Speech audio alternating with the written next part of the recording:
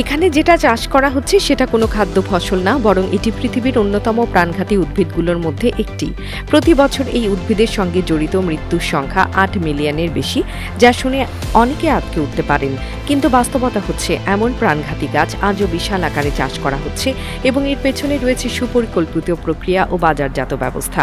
শুরুতেই ছোট চারা গাছগুলো মাটিতে বসানো হয় এবং প্রতিটি চারা আধা প্লাস্টিক দিয়ে ঢেকে দেওয়া হয়। এই ঢেকে দেওয়ার উদ্দেশ্য শুধু সুরক্ষা নয়, বরং মাটির আর্দ্রতা ধরে রেখে দ্রুত বৃদ্ধিতে সহায়তা করাই এর মূল কাজ। কয়েক সপ্তাহ পর গাছগুলো থেকে চওড়া ও মোমের মতো পাতাযুক্ত পাতা বের হয়। তখনই শুরু হয় ফসল সংগ্রহের মূল পর্যায়। প্রতিটি পাতা হাতে ধরে কাটা হয়, তারপর সতর্কভাবে বাছাই করা হয়। এরপর উন্মুক্ত জায়গায় বাতাসে শুকাতে দেওয়া হয়। তবে এই পর্যায়ে শেষ নয়, বরং এখান থেকে শুরু হয় আসল রূপান্তর প্রক্রিয়া। শুকানো পাতাগুলো একত্রে জড়ো করে প্রথমে রোলিং করা হয়, তারপর ছোট ছোট টুকরায় কেটে আবার শুকানোর জন্য বাঁশের তৈরি বিশেষ খাঁচার ভেতরে রাখা হয়।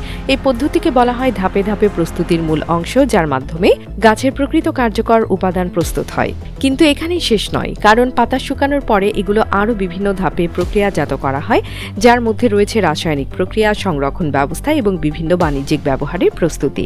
এই গাছটির ভয়াবহতা এখানেই যে যতটা সহজভাবে চাষ করা হচ্ছে ততটাই মারাত্মক এর মানবদেহে প্রভাব। অনেক ক্ষেত্রে গবেষণায় দেখা গেছে এই গাছের নির্যাস মানব শরীরের জন্য অতিমাত্রায় ক্ষতিকর এবং দীর্ঘমেয়াদে ব্যবহার করলে তা প্রাণঘাতী হতে পারে। তবুও এটি একটি বহুল ব্যবহৃত কৃষি পণ্য, যার পেছনে রয়েছে বিশাল অর্থনৈতিক চক্র। এর সবচেয়ে বড় চাহিদা রয়েছে সেই সব দেশে যেখানে এর ব্যবহার নিয়ন্ত্রণহীন এবং রাজনৈতিক বা প্রশাসনিকভাবে বড় বড় কর্পোরেট সংস্থার প্রভাব রয়েছে। চাষের জন্য জমি বাছাইয়ের ক্ষেত্রেও রয়েছে নির্দিষ্ট গাইডলাইন।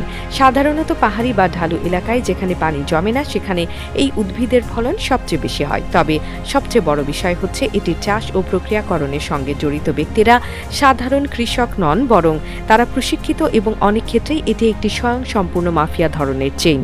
এরা শুধু চাষ করে না, বরং কাঁচামাল সংগ্রহ থেকে শুরু করে রফতানি পর্যন্ত সবকিছু নিজেরাই নিয়ন্ত্রণ করে।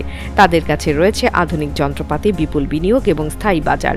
সবচেয়ে গুরুত্বপূর্ণ বিষয় হচ্ছে এই ভয়ঙ্কর গাছের চাষ এখনও বহু দেশে আইনগতভাবে নিষিদ্ধ নয়। যদিও মৃত্যুর সংখ্যা প্রতি বছর বাড়ছে এবং স্বাস্থ্য ঝুঁকি নিয়ে বারবার সতর্কতা দেওয়া হচ্ছে, তবুও এই পণ্যের পেছনে বিপুল আর্থিক লেনদেনের কারণে এটি বন্ধ করার উদ্যোগ কার্যত ব্যর্থ হচ্ছে।